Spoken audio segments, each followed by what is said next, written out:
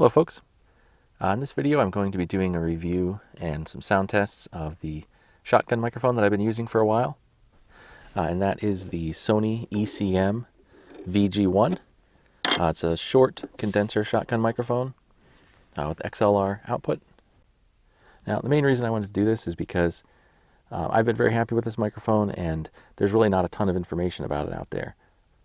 Now there's lots of other competitive options out there, and from what I understand, a lot of people are very happy with them, and it seems like just about anyone that you look up, whether it be the Sennheiser MKE600 or the Audio-Technica AT875 or any of the Rhodes, the NTG1, 2, etc.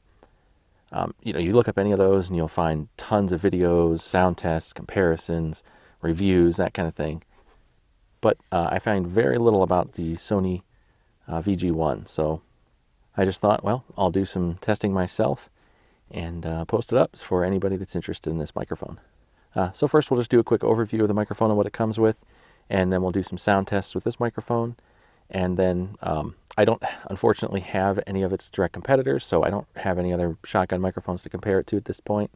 But I will compare it to a couple of the microphones that I do have, just so that you can kind of get an idea of how it sounds and how it compares to some other microphones that I know there's a ton of information out there about. It just won't be a perfect apples to apples comparison.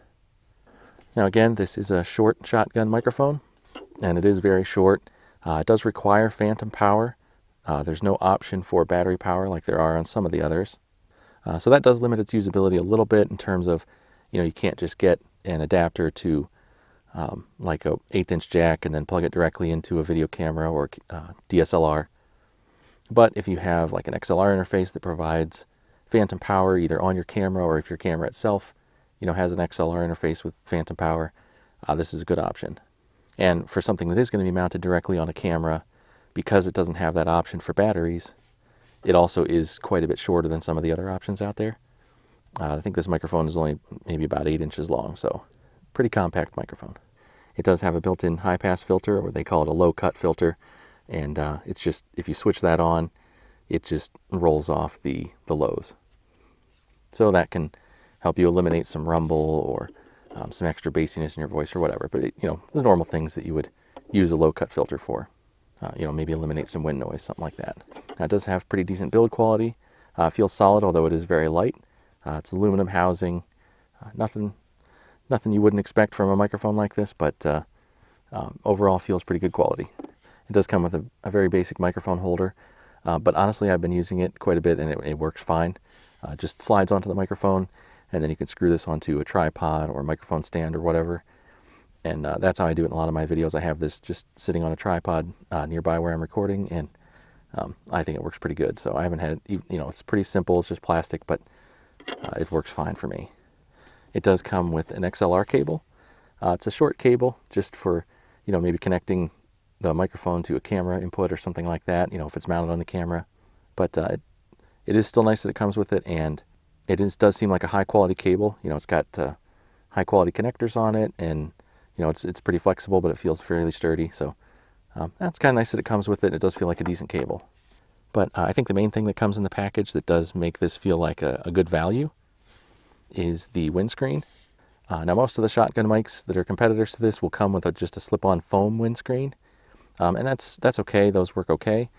But a lot of people end up wanting to upgrade to the furry style like this, and these can cost quite a bit. For a decent one, pretty much start at $20 to $50, and I've seen them for as much as $100. Now this one's a little bit basic. It's pretty small. There's nothing super special about it, but there's nothing wrong with it either. It works pretty good.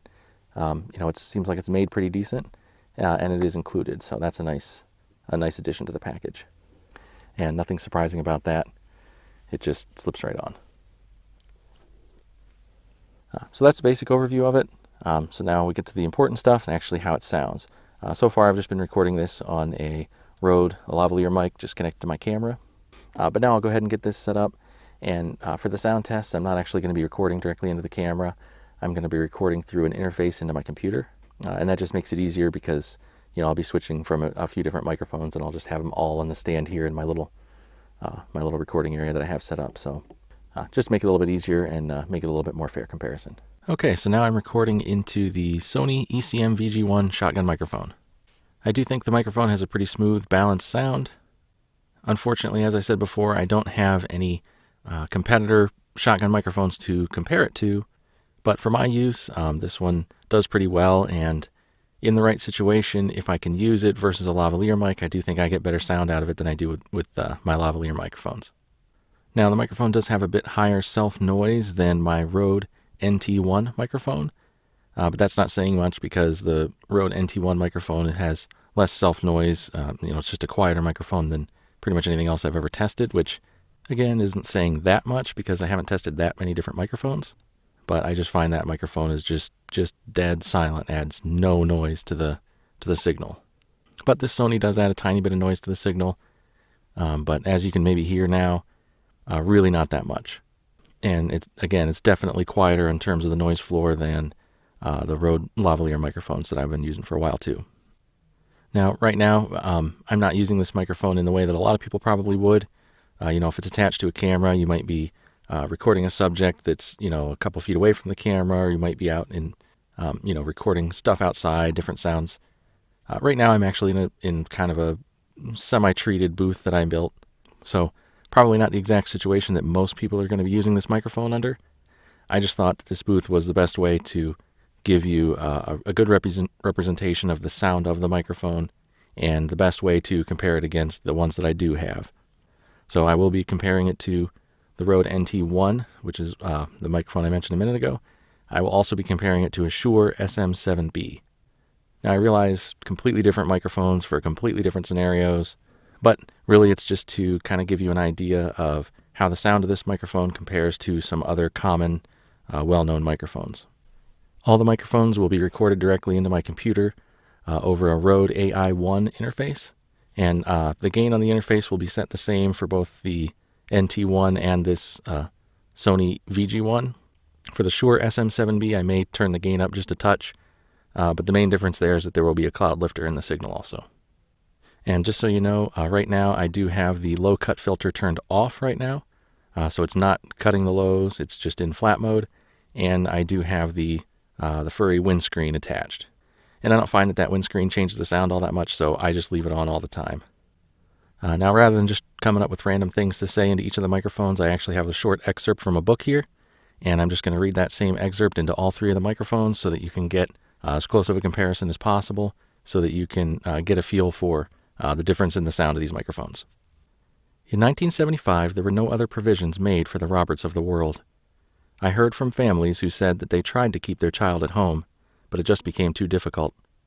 It was with great regret and feelings of terrific guilt that they finally gave in to pressures and placed them at Apple Creek. In 1975, there were no other provisions made for the Roberts of the world. I heard from families who said they'd tried to keep their child at home, but it just became too difficult. It was with great regret and feelings of terrific guilt that they finally gave in to pressures and placed them at Apple Creek. In 1975, there were no other provisions made for the Roberts of the world. I heard from families who said they'd tried to keep their child at home, but it just became too difficult. It was with great regret and feelings of terrific guilt that they finally gave in to pressures and placed them at Apple Creek. In 1975, there were no other provisions made for the Roberts of the world. I heard from families who said they'd tried to keep their child at home, but it just became too difficult. It was with great regret and feelings of terrific guilt that they finally gave in to pressures and placed them at Apple Creek. All right, so some pretty obvious differences there. Clearly, the two large diaphragm microphones, both the SM7B, which is a dynamic, and the NT1, which is a condenser, they're both designed for just those full voiceover vocals. So they're going to give you a little bit different sound than the shotgun mic will, especially when I'm a little bit of a ways off of the shotgun mic, like I am now, maybe 5 to 6 inches away. And the reason I did most of the recording like that is because, most people that use a shotgun mic, they aren't going to be right up on it. But I did give one little clip, just basically chewing on that mic to show you what it can sound like if you were going to use it for voiceover, if you wanted that kind of a full broadcaster kind of a mic sound. In fact, I was actually closer to it for that clip than I was to either the SM7B or the NT1. Now, none of the audio in this video, either the comparison clips or just the general audio that I've recorded for it, none of it has any kind of processing, no gates, no EQ, nothing like that. So you're going to just hear the audio just as it came out of each of these microphones through my interface and into the computer. So there you have it. There's a quick test of the Sony ECM-VG1 shotgun microphone. Like I said before, I can't say that it's any better or worse than the competition out there because I don't have any of them to compare it to. But so far in just my use of it for my videos, I've found that the sound is pretty natural, it works fine for me, and I've been pleased with it. If nothing else, maybe this video will give you at least just one small data point to use in your research if you are trying to pick out a shotgun mic. So if you have any questions, post them up down below. Also, if you have any specific tests you want me to do with this microphone, or if you want me to do more extensive comparisons with the microphones that I have, just go ahead and post it up down below. And, I'll do it if I can. Otherwise, hopefully this video was helpful to somebody. As always, thank you for watching. Take care.